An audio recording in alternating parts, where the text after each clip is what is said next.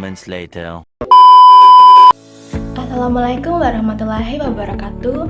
Shalom, Om Swastiastu, Namo Buddhaya, dan salam kebajikan. Halo semuanya, perkenalkan nama saya Meisy Wulandari. Saya adalah mahasiswa dari program studi Sarjana Kesehatan Masyarakat dengan NIM 2024 1320 10 10 06.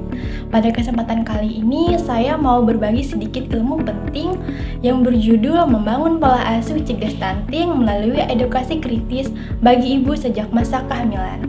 Materi ini saya bawakan sebagai bagian dari tugas akhir dari mata kuliah Gizi Kesehatan Masyarakat yang dibimbing oleh Ibu Banun Rohimah, SGizi MGizi.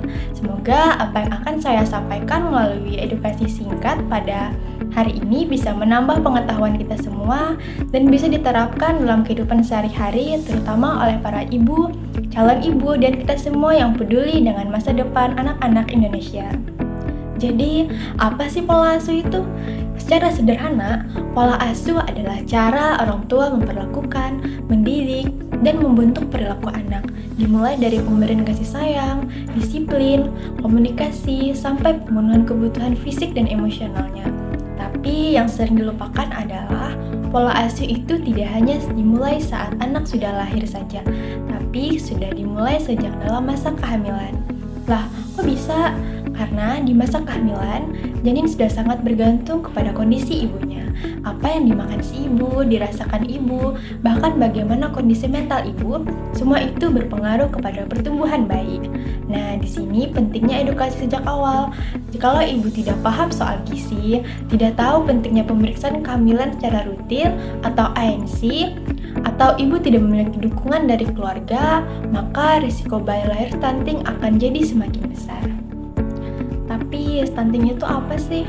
Nah, stunting adalah kondisi gagal tumbuh akibat kekurangan gizi kronis yang terjadi terutama pada 1000 hari pertama kehidupan, termasuk sejak bayi masih dalam masa kandungan.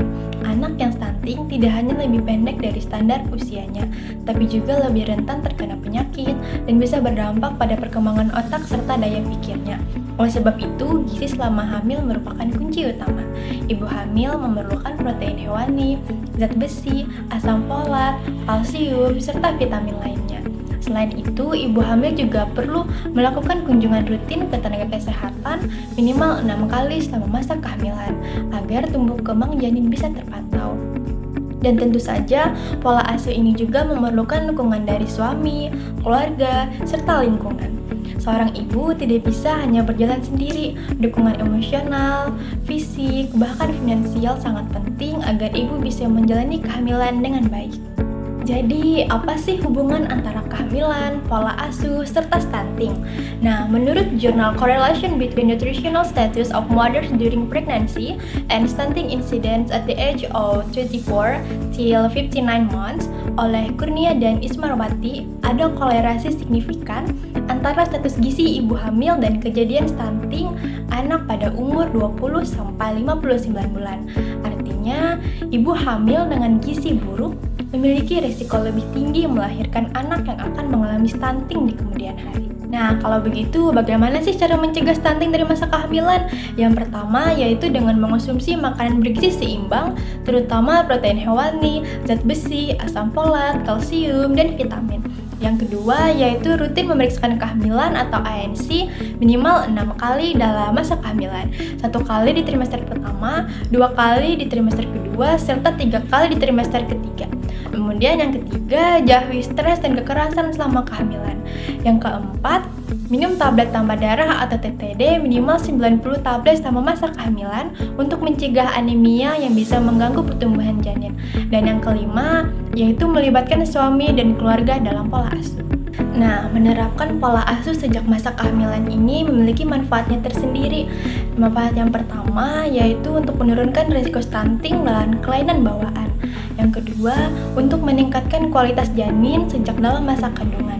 Yang ketiga, untuk membentuk fondasi tumbuh kembang yang optimal secara fisik maupun mental. Dan yang keempat, membantu ibu lebih siap secara fisik dan emosional untuk menjadi orang tua. Dan yang terakhir, untuk menguatkan peran keluarga dalam mendampingi ibu hamil.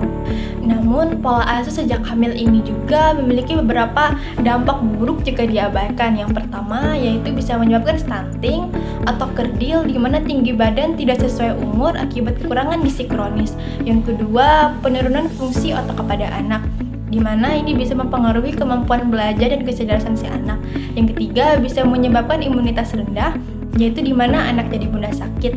Yang keempat, gangguan emosi dan perilaku saat anak sudah dewasa. Dan yang kelima, produktivitas rendah saat anak dewasa. Ibu mulai bangun pola asuh dari masa kehamilan, karena ibu yang cerdas dan sadar akan pentingnya peran sejak awal akan melahirkan generasi yang lebih sehat dan kuat. Jangan tunggu anak lahir dulu baru belajar. Cegah stunting dimulai dari rahim yang sehat, ibu yang sadar, dan keluarga yang mendukung. Sekian pemaparan dari saya, semoga bisa bermanfaat dan membuka wawasan kita semua. Saya akhiri dengan ucapan Waalaikumsalam warahmatullahi wabarakatuh. Shalom, Om Santi Santi Om, Namo Buddhaya, dan salam kebajikan.